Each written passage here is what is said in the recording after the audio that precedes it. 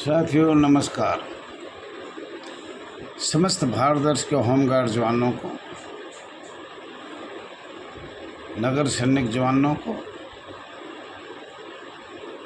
गिरे रक्षी वाहिनी लोक सेवकों को हाथ जोड़ के प्रणाम। साथियों, ये आपका अपना चैनल है RS दहिया एक्स होमगार्ड में स्वागत है।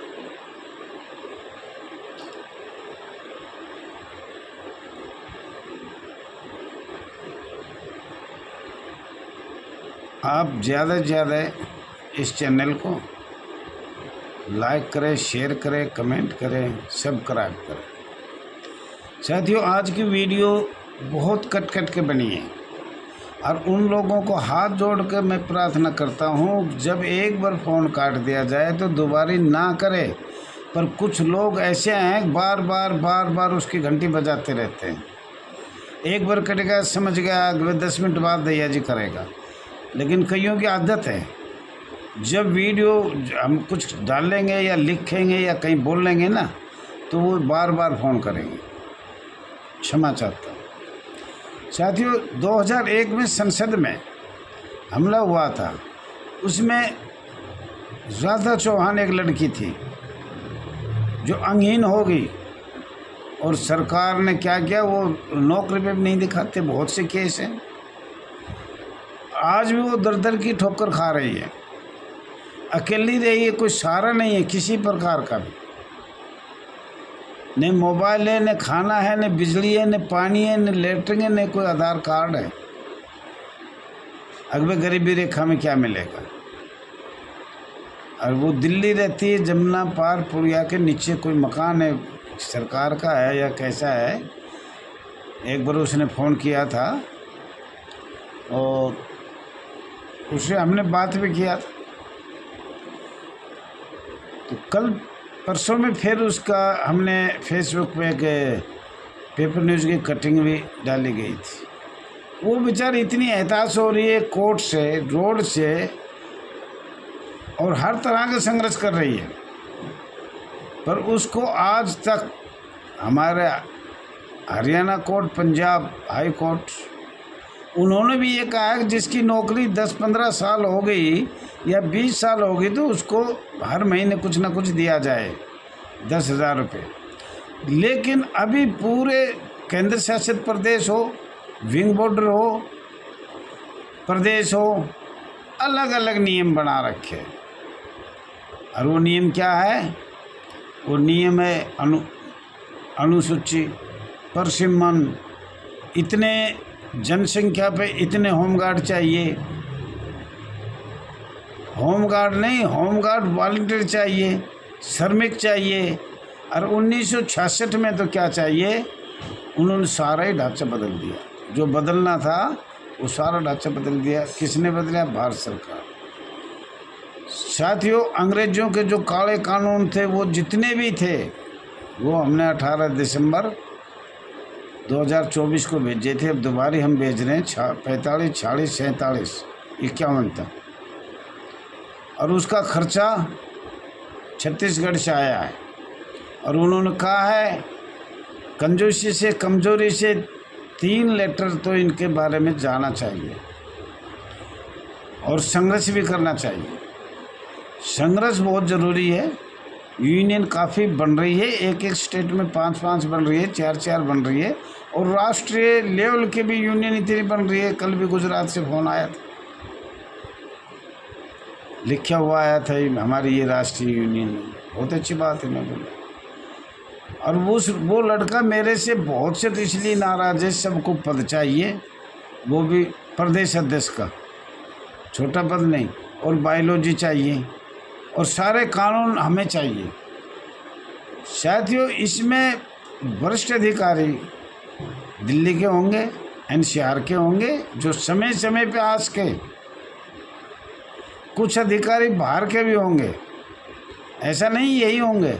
पर ऐसा नहीं कि वे बाहर चुनाव वहाँ करें, बिहार करें, वहाँ वो देखा जाएगा। कमेटी का फैसला, आम सभा का फैसला, न्याय जांच कमेटी का फैसला मान्य होगा। वो आपकी मर्जी है, जो भी कुछ करना चाहिए। और रोड से, माननीय न्यायालय से, माननीय मंत्रियों से।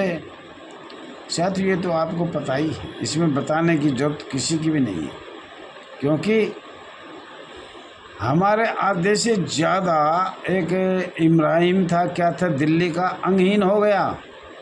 और वो उस टाइम माननीय मुख्यमंत्री शीला दीक्षित से मिलना चाह रहा था। हमारे ही जवानों ने पकड़ के आदेश दे दिया कि इसको आगे नहीं आने दिया जाए। तो खुद हमारे में भी कुछ कमियां तो है। अपनी ड्यूटी के लालच में जिलाधिकारी का जो वो ना काम करना, वो लेटरिन, बाथरूम, कुर्सी साफ करना, खाना बनाना, जो कहेगा वो होगा। उसके बाद माननीय पुलिस वाले अधिकारी भी आते हैं, भाई 1-2 होमगार्ड भेज दो भैया, रात ने खाना बनाना है, और जवान हो तो जवान भेजो, ना महिला भेजो। तो साथियों, जो चमचागिरी करेगा उनको तो 12 महीने रोजगार मिलेगा हमेशा के लिए, और जो इनकी चमचागिरी ना करेगा वो तो महीने 2 महीने पीछे अपने घर जाओ और कहीं भी शिकायत करो।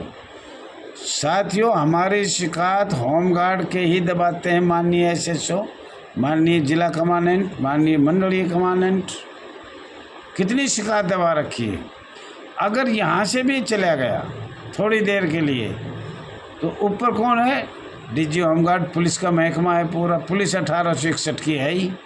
अगर भाई इनको दबाओ, अंग्रेजों का कानून है, ज़्यादा से ज़्यादा इन लोगों को दबाओ, ये अपनी आवाज़ ना उठा सके। भारत के संविधान से अलग करो, अनुच्छेदों में इनमें ऐसा करो जो शक्तियाँ माननीय सीधी महामहिम राष्ट्रपति के पास जाए। ऐसा कानून लगाओ 1872 भारतीय साक्ष्य अधिनियम, जो सारी ज़िंदगी गुलाम रहेंगे, जब भर्ती होंगे तो गुलाम, जाएंगे तो गुलाम, आएंगे तो गुलाम।